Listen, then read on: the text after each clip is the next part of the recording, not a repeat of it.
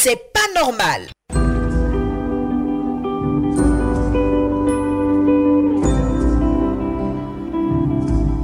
Et ce, durant toute la semaine, 20 21 44 48 20 24 27 87. Vous êtes sur Radio Côte d'Ivoire, la radio numéro 1 sur l'info. Et le sport, 15 minutes à passer avec nos auditeurs pour comprendre, pour savoir, pour tout entendre sur tout ce qui ne va pas dans le pays concernant, eh bien oui, concernant, car il y a des limites, c'est concernant bien sûr nos infrastructures, le quotidien de ces populations ivoiriennes. Monsieur Zongo Ahmed, lui nous appelle d'Amiens. Avec lui, on parle de Amiens Kwassikro. Voilà, avec lui, on parle d'électricité. Allô? Oui, bonjour, monsieur. Bonjour, monsieur Ahmed Zongo, nous vous écoutons. C'est pas normal, Amiens Kwassikro. Depuis 15 ans, le village a les lampadaires, les poteaux qui sont placés. Mais depuis cela, rien n'est fait. Un village a plus de 8000 âmes, on n'a pas d'électricité. On a 5 km même de rotation, mais depuis là, rien n'est fait. Donc j'appelle les autorités compétentes de nous aider. Merci beaucoup à vous, cher monsieur. C'est une doléance aujourd'hui de la part de monsieur Zongo Ahmed avec qui on démarre. C'est pas normal aujourd'hui. Besoin d'électricité, électrification du village d'Amiens Kwassikro. 20 21 44 48 20 24 27 87. Monsieur Ndakwa Félix nous appelle d'Agbanou. Allô?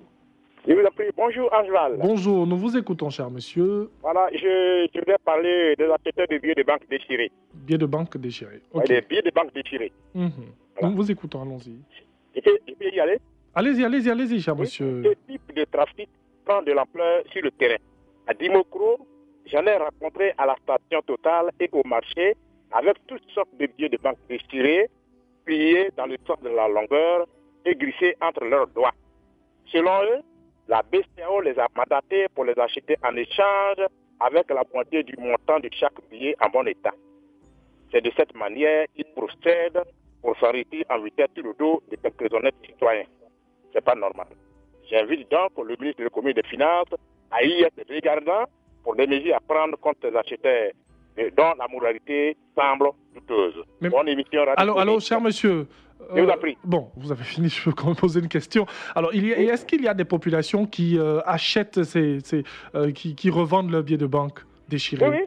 Oui, quand ils se présentent à vous, il suffit de vous tendre la main, de vous remuer ce qu'ils ont entre les doigts là.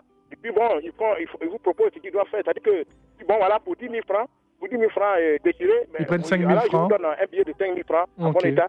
C'est pour ça qu'ils font.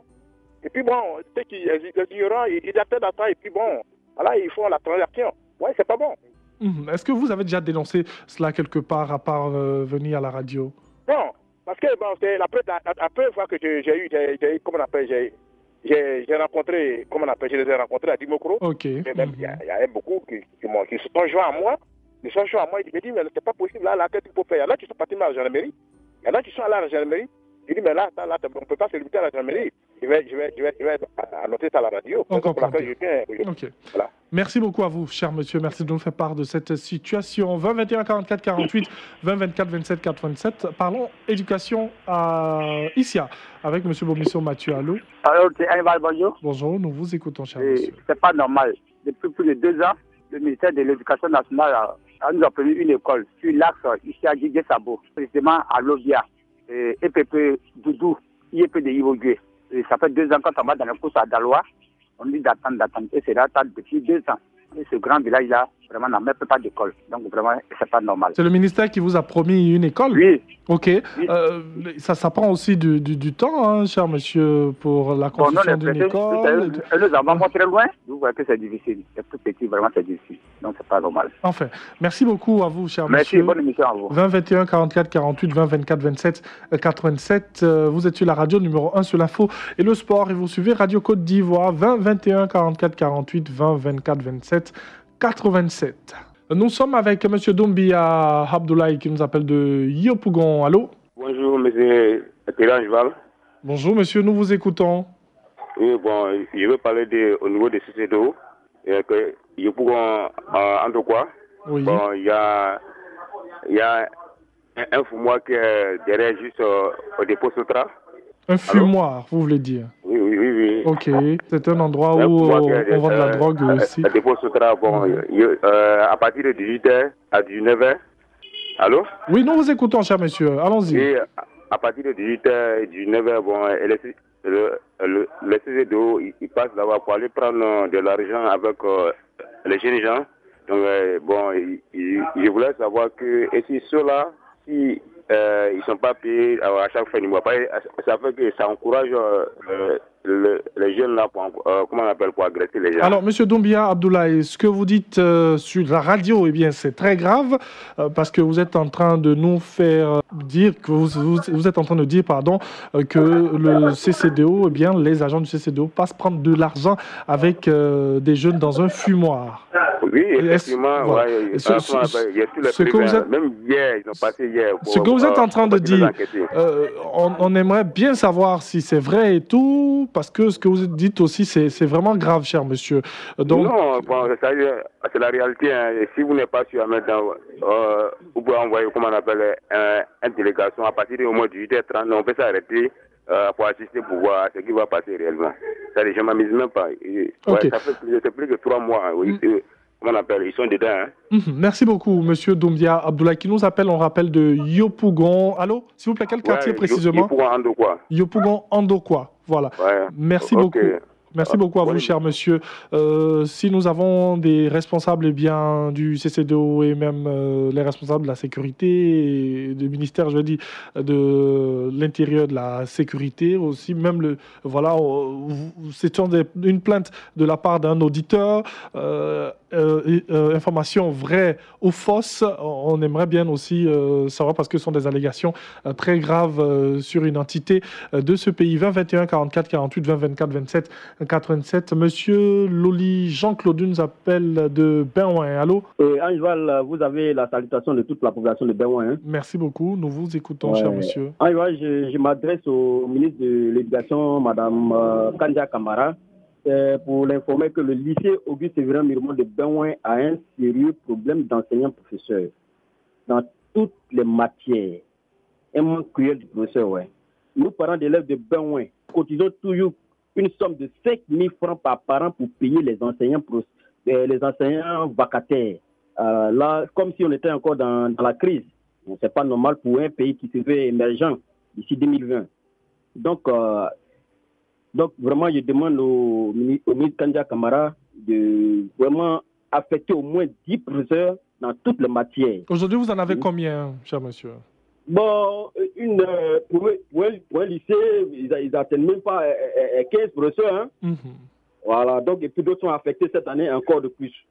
Donc voilà, on a un sérieux problème d'enseignants. Donc je demande au ministère de l'Éducation, au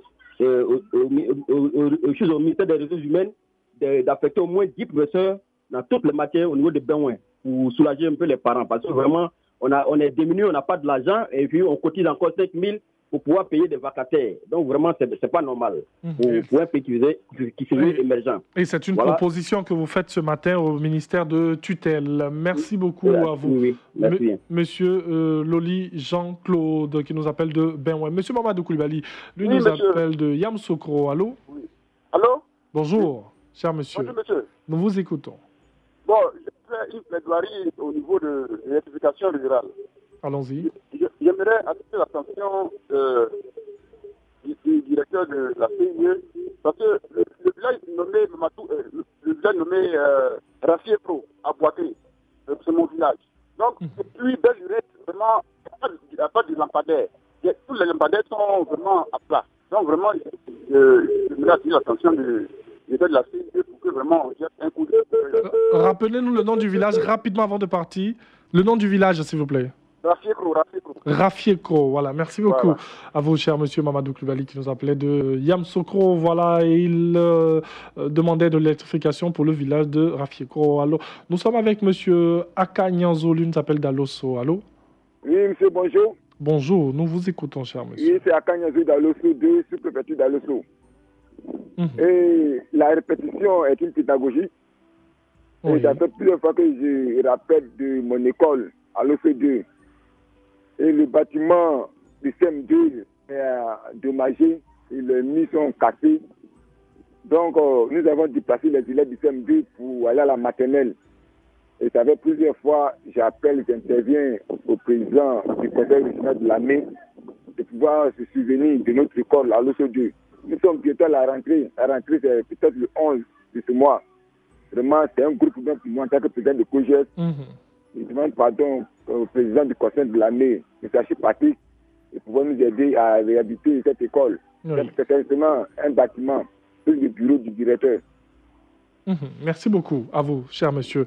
Une autre doléance, 20 21 44 48 20 24 27 87. Monsieur Swama Paulin, lui nous appelle de Laiguepleu, voilà, j'espère que je prononce bien.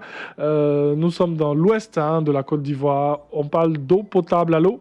Pour problème de pompe hydraulique à Laiguepleu. Besoin de pompe hydraulique, c'est ça? Voilà, on a 3 pompes hydrauliques à Laiguepleu gâtées. Actuellement, on est dans un temps pluvieux.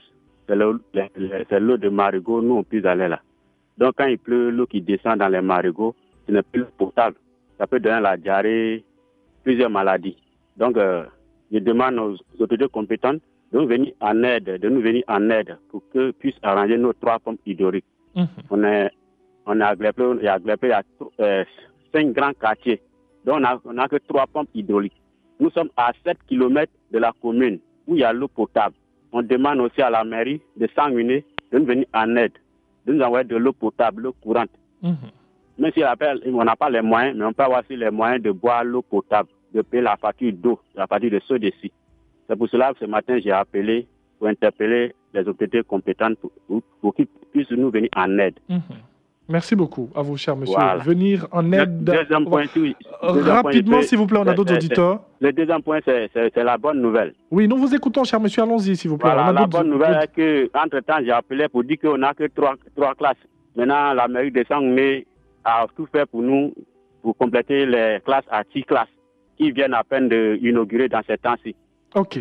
Mais le problème est qu'il n'y a pas de table-banc dans les 3 nouvelles classes. Donc vous avez besoin que ces 3 nouvelles classes-là soient équipées. Merci beaucoup à vous, cher monsieur Swama Paulin. Monsieur Ganame Ouma, lui nous appelle de Sassandra. C'est notre dernier auditeur. 20 21 44 48 20 24 27 87. Allons-y, monsieur Ganame Ouma. Allô?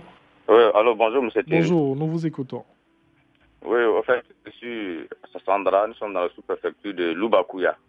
Oui. Je voulais intervenir sur le problème de la route. Nous n'avons pas accès à la route entre Sassandra et Loubakuya. Oui. Là, c'est pas normal. Hier, on a allé encourager notre frère qui a quitté la Mecque pour venir. Tous les autorités de Sassandra, les grands imams comme les opérateurs économiques, ils sont venus, mais on n'a pas accès à la route. Voilà, les gens ont souffert du matin à 8h jusqu'à 13h, nous sommes arrivés à Loubakuya. Donc, je voulais interpeller les autorités. Oui. Je venais nous aider. Quand il pleut comme ça, c'est pas possible. Voilà. Merci beaucoup à vous, cher monsieur. Merci à toutes les personnes qui nous ont appelés pour aujourd'hui. C'est pas normal. Eh bien, nous avons parcouru comme ça quelques villes du pays et aussi même nous sommes venus ici à Abidjan. C'était à Yopougon avec monsieur Doumbia Abdoulaye. Nous avons eu monsieur Amien, monsieur Zongo qui nous appelait Damien Kwassikro. Nous sommes allés à Gbanou, aussi à Yamoussoukro, à l'Osso de Laiguepleu et aussi Sassandra. Merci à tous. Sassandra, merci à tous. Sassandra.